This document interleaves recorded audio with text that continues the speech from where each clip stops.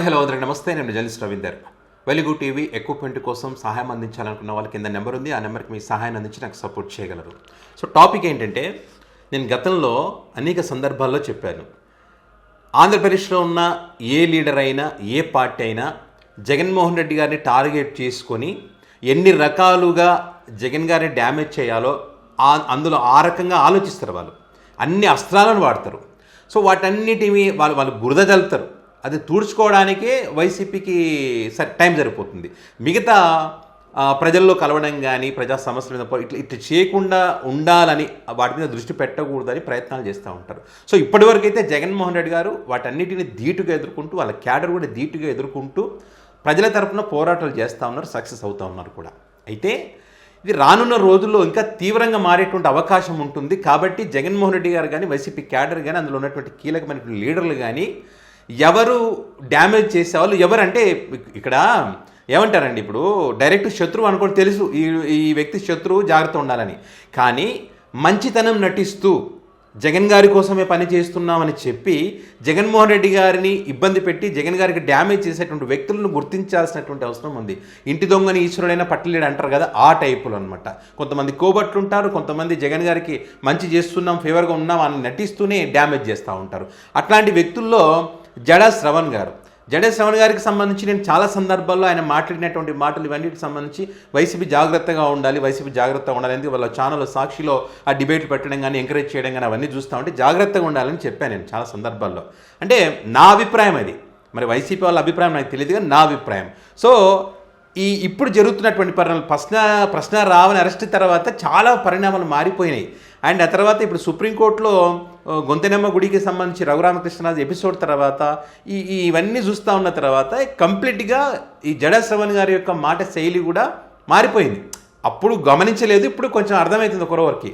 So ఇందులో భాగంగా ఆ రెండు తెలుగు రాష్ట్రాలు పక్కన పెట్టండి, ఇక్కడ కొంతమంది అంటే వాళ్ళ యొక్క నిజ స్వరూపం తెలిసినటువంటి వాళ్ళు, వారి డీప్గా అనాలిసిస్ చేసినటువంటి వాళ్ళు చాలామంది కూడా నాకు కొంతమంది మెసేజ్ పెట్టారు, కొంతమంది ఫోన్ కూడా చేస్తూ ఉన్నారు. సో ఒక్కసారి 2 days క్రితం జడా శ్రవణ్ గారు మాట్లాడినటువంటి మాటలకు సంబంధించి మీరు ఒక వీడియో చేయాలని చెప్పి ఒక మేడం ఉన్నారు యూఎస్లో. మేడం తెలిసే చాలా అంటే చాలా డీప్గా ఆలోచిస్తారు. ఆమె అసలు ఏ రకంగా కుట్ర జరుగుతుంది అనేటువంటి విషయాలకు, ఎందుకు వైసీపీ దృష్టికి ఎందుకు తీసుకుపోవట్లేదు, లీడర్లు ఎందుకు ఆలోచించడం లేదు అని చెప్పి. సో ఆ రకంగా కొన్ని విషయాలు మీకు ఒకసారి గమనించండి. మొన్న ప్రెస్ మీట్కి సంబంధించి ఏ రకంగా ఉన్నాయంటే, ఇప్పుడు ఈయన ఏమంటారు, గొంతెనమ్మ గుడికి సంబంధించి రామాలయానికి సంబంధించి సుప్రీంకోర్టులో రామాలయం కట్టొచ్చు అనేది తీర్పు ఫేవర్గా వచ్చింది. ఓకే, ఈ తీర్పుకు సంబంధించి వైఎస్ జగన్మోహన్ రెడ్డి గారిని లాగడం, ఇందులో జగన్ గారు రావడం లేదని చెప్పి.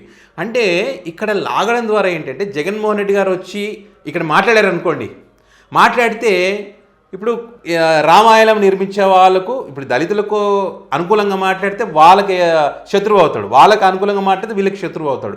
వాళ్ళ టార్గెట్ అయితే శత్రువుని చేయాలి, అర్థమైందా? హిందువులకు దూరం చేయాలి జగన్మోహన్ రెడ్డిని, లేదా దళితులకు దూరం చేయాలి. రాలేదనుకోండి, ఇక చూసారా మీరు జగన్ గారు నమ్మి ఓట్లు ఇస్తారు కదా, మీకు అన్యాయం చేస్తూ ఉన్నాడని చెప్పి. మళ్ళీ ఒకవేళ మాట్లాడారు అనుకోండి, చూసారా హిందువులకు ద్రోహం చేస్తున్నాడని చెప్పి. సో ఇట్లాంటి కుట్రల్లో భాగంగా ఏదంటే జగన్ రాలేదు, జగన్ ప్రశ్నించలేదు అంటే మీరు అడగాల్సింది అది కాదయ్యా, గవర్నమెంట్ని ప్రశ్నించండి.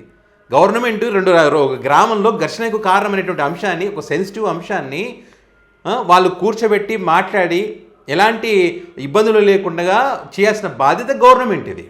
గవర్నమెంట్ని వదిలేసి జగన్ రావాలి ప్రతి ఒక్కరు జగన్ మీద పడేయడం, ప్రతి ఒక్కరు జగన్ గారే రావాలని, ప్రతి ఒక్కరు జగన్ని టార్గెట్ చేయడం. మళ్ళీ ఇంకొక విచిత్రం తెలుసా, ఇక్కడనేమో జగన్మోహన్ రెడ్డి రావాలంట, అడగాలంట.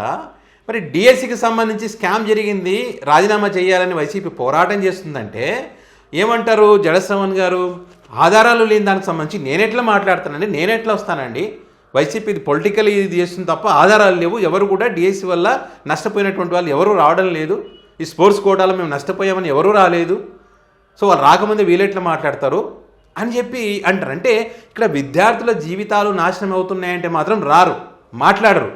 అంటే కులాల మధ్య కుంపటి పెట్టేసి డ్యామేజ్ చేయడానికి మాత్రం ఇన్వాల్వ్ కావాలంటారు. డెఫినెట్గా ఇప్పుడు అదే కదండి ఇక్కడ అర్థమవుతుంది. మీరు మీకు అనుకూలమైనటువంటి అంశాలు మీ దాంట్లోకి ఇన్వాల్వ్ రావాలన్నప్పుడు ఇది కూడా ప్రజా సమస్యనే కదా. ఇది చాలా చాలా క్లిష్టమైనటువంటిది, చాలా ఇంపార్టెంట్ ఇది. డిఎస్సికి సంబంధించి ఇన్ని ఆరోపణలు వస్తే ఆధారాలు లేవంటారు, ఆధారాలు ఉంటే నేను మాట్లాడుతా అంటారు. మీరు ఆధారాలు లేకుండానే మీటింగులు పెట్టి మాట్లాడితే 4 కోస్తాం అది కోస్తాం ఇది, ఇప్పుడు అవన్నీ గాలి మాటలు కదా. ఇప్పుడు వైసీపీ గాలి మాటలు అని మీరు ఏమంటున్నారు, ఇవన్నీ గాలి మాటలు కదా మీటింగులు పెట్టి. ఇప్పుడు ప్రశ్నారావుని అరెస్ట్ అయ్యారంటే మీరు ఆ రోజు మీటింగ్లో ఇవన్నీ మాట్లాడబట్టే కదా. కోసి కారం పెడతాం, ఊరికి సరిపోరని చెప్పి రెచ్చిపోయి మాట్లాడేసి ఎవరికైనా ఉపయోగపడేటువంటి మాటలా చెప్పండి, అవి కాలేదు కదా, కావు కదా. సో అక్కడ ఆ రకంగా మాట్లాడు. నేను ఆ రోజే చెప్పా ఇది చాలా దూరం పోతుంది ఇది అని చెప్పి.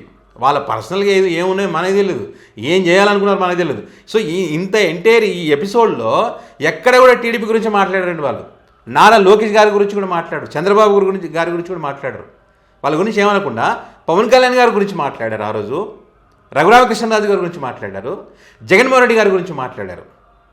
సో అంటే నాకు అనిపించింది ఆ రోజు చూసి వాళ్ళ ఇంటెన్షన్ ఇది అని. గవర్నమెంట్ ఎవరైతే ఉంటారో ముఖ్యమంత్రి ఎవరైనా వాళ్ళని క్వశ్చన్ చేయాలి. మీరు ఈ డిఎస్సికి సంబంధించి మీరు ఎందుకు మాట్లాడారండి, మీకు బాధ్యత లేదా? మీకు ఆధారాలు ఇస్తే మీరు చేస్తారంట. ఇన్ని ఆధారాలు, కొన్ని ఆడియో లీకులు బయటకు వచ్చినాయి, ఇప్పుడు ఆడియో లీకులు బయటకు వచ్చినాయి కాబట్టి మీరు దానికి సంబంధించి ఇప్పుడు కొన్ని ఆడియోలు బయటకు వచ్చినాయి. 15 లక్షలు 20 లక్షలు అని అడిగినటువంటి ఆడియోలు, అట్లాంటి ఆధారాలు తీసుకోండి. కొంతమంది స్పోర్ట్స్ కోటాలో జరిగినటువంటి అవకతవకలు జీవోలు రద్దు చేసి జీవోలు మార్చి, ఆ తర్వాత ఏదైతే ఆన్లైన్లో అప్లోడ్ చేసేటువంటి అవుట్సోర్సింగ్ ఉద్యోగం సంబంధించి కానీ, తర్వాత ఆ టాప్ ర్యాంక్, ఇవన్నీ చాలా ఆధారాలు ఉన్నాయి కదా. ఈయన ఏమంటాడంటే పేపర్ లీక్ అయిందని ఇక్కడ రాష్ట్ర ప్రభుత్వం ఒప్పుకోలేదు కాబట్టి ఎట్లా అడుగుతామండి. ఇప్పుడు దొంగతనం చేసినాడు, నేను దొంగతనం చేసిన అని చెప్తాడా? చెప్పరు కదా. నేను ఎట్లా నీట్ ఆడ కేంద్రంలో అక్కడ జరిగిందని ఇక్కడ వీళ్ళు వైసీపీ ఇవన్నీ చేస్తుంది, కానీ అక్కడ కేంద్ర ప్రభుత్వం ఒప్పుకుంది మేము తప్పు చేశామని, కానీ ఇక్కడ ప్రభుత్వం ఒప్పుకోలేదు కదా అంటే ఎస్ ఇక్కడ తప్పు జరిగింది, వీళ్ళు ఒప్పుకోలే, వాళ్ళు ఒప్పుకున్నారు సరే తప్పు చేశామని. ఎందుకు ఒప్పుకున్నారు? ఒత్తిడి తీసుకురావడం వల్ల.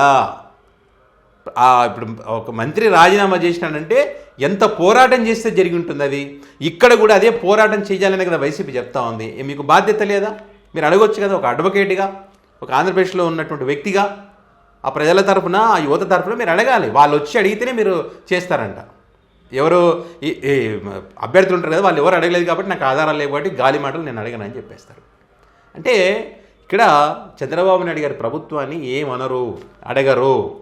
జగన్మోహన్ రెడ్డి గారు అంటే అప్పుడు ఎప్పుడో 6,000 కొంత పోస్టులు డిఎస్సికి సంబంధించి క్యాన్సిల్ అయినటువంటి అంశానికి సంబంధించి మాట్లాడుతున్నారు. ఇప్పుడు మళ్ళీ ఆయన ఇవ్వలేదు కదా అని చెప్పి. సో మీరు కోర్టుకు వెళ్ళి అప్పుడు ఏమంటారు దాన్ని కొట్టేయించినటువంటి పరిస్థితి మీ అందరూ ఉన్నారు కదా అప్పట్లో. జగన్మోహన్ రెడ్డి గారు ఏ నిర్ణయం తీసుకున్నా కోర్టుకు వెళ్ళినటువంటి పరిస్థితులు అప్పుడు. సో ఇప్పుడు తప్పులు జరుగుతున్నాయి అని అంటే దీనికి సంబంధించి ఆధారాలు కావాలంటారు. అప్పుడేమో ఆధారాలు లేకుండా కోర్టుకు వెళ్తారు, ఇక్కడనేమో ఆధారాలు కావాలంటారు. మీరు మాట్లాడనీకే ఇప్పుడు ఏమంటారు ఊర్లో అంటే ఇప్పుడు గొంతెనమ్మ గుడికి సంబంధించి, రామాలయానికి సంబంధించి కొంతమంది రాజకీయ నాయకులు అడిగితే రాజు గురించి లేదు ఇది ఇట్లానే ఉండని, ఇది రాజకీయంగా మేము వాడుకుంటామన్నారంట. దానికి ఆధారాలు లేవు కానీ నేను చెప్తున్నా అంటాడు. ఎట్లా చెప్తారు మరి మీరు? ఆధారాలు లేవనుకుంటా అది ఎట్లా మాట్లాడతారు మీరు? తప్పు కదా మరి అది.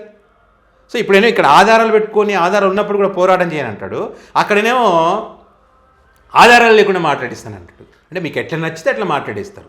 ఫైనల్గా ఏంటంటే వీళ్ళు ఇంతే, ఒక కులాన్ని ఫైనల్గా ఏంటంటే కులము మతం వీటి పేరు మీద రాజకీయాలు చేసి ఇందులో ఎవరికి లబ్ధి చేకూర్చాలో వాళ్ళకి లబ్ధి చేకూర్చే ప్రయత్నం, ఎవరికి నష్టం జరగాలో వాళ్ళకి నష్టం జరిగే విధంగా వీళ్ళు చేస్తున్నట్టుగా మనకి క్లియర్గా అర్థమవుతుంది. సో ఇవే అంశాలనే చాలామంది విజ్ఞత కలిగినటువంటి వ్యక్తులు రాష్ట్ర ప్రజలను ఏం చేయదలుచుకున్నారు వాళ్ళ స్వార్థం కోసం అని చెప్పి, రాష్ట్రం నాశనం అయిపోతుందని చెప్పి, వీటిని గుర్తించాలని చెప్పి చాలా అంటే చాలామంది ఆలోచిస్తూ ఉన్నారు. ఇప్పుడు అందులో భాగంగానే చాలామంది నాకు కొంత మెసేజ్ పెట్టంగానే ఒక మేడం చాలా డీప్గా నాకు ఇది చెప్పింది, ఖచ్చితంగా అండి ఇట్లాంటి వాళ్ళ వల్ల ఈ రాష్ట్రం నాశనం అయిపోతుంది, వీళ్ళని గుర్తించాలి ఇలాంటి వాళ్ళను. ముఖ్యంగా వైఎస్ జగన్మోహన్ రెడ్డి గారు గుర్తించి మరి ఇలాంటి వాళ్ళను దూరం పెట్టడం మంచిది అని చెప్పి. సో డెఫినెట్గా అండి కులాలు మతాలు వీటి ప్రస్తావన తీసుకురాకుండా వాళ్ళకి ఎంత దూరం ఉంటే అంత మంచిది. ఆ బురద వీళ్ళకి తగిలించుకొని దాన్ని దుడుచుకోవడంలో టైం సరిపోయి ఇప్పటికే చాలా అంటే చాలా బ్లేమ్ చేస్తున్నారు. కాబట్టి జగన్మోహన్ రెడ్డి గారు కానీ ఆ పార్టీ లీడర్లు కానీ ప్రత్యేక దృష్టి పెట్టాల్సిన అవసరం ఉంటుంది. ఇప్పుడు జడశ్రవణ్ గారు ఇన్ని రోజులు మాట్లాడింది ఎట్లా మాట్లాడో చూసాం. ఇప్పుడేమో వాళ్ళ ఛానల్స్లో జడశ్రవణ్ గారి గురించి ఈ మధ్య మొన్నటి నుంచి ప్రశ్నారావణ్ ఎపిసోడ్ తర్వాత నుంచి వాళ్ళు ఇప్పుడు కొంచెం కూటమికి అనుకూలమైన మీడియా ఉంటుంది, అందులో విపరీతమైనటువంటి ఇది డిబేట్లు కానీ ఆయన లైవ్లు ఇస్తే పెట్టడం కానీ ఇవి చేస్తూ ఉన్నారంట, ప్రమోట్ చేస్తూ ఉన్నారు వీడియోలు. సో కాబట్టి దీని వెనక ఏంటంటే సో కాబట్టి వీళ్ళందరూ కూడా జగన్మోహన్ రెడ్డి గారిని డ్యామేజ్ చేయడం కోసం వచ్చినటువంటి వ్యక్తులే. ఒకటి ఇట్లా బయటకు వస్తూ ఉంటాయి. కాబట్టి ఇంకా గుర్తించి కోవట్లు ఎవరు, డ్యామేజ్ చేసేటువంటి వాళ్ళు ఎవరు, వాళ్ళని గుర్తించి పక్కన పెడితే వైసీపీకి చాలా మంచిది.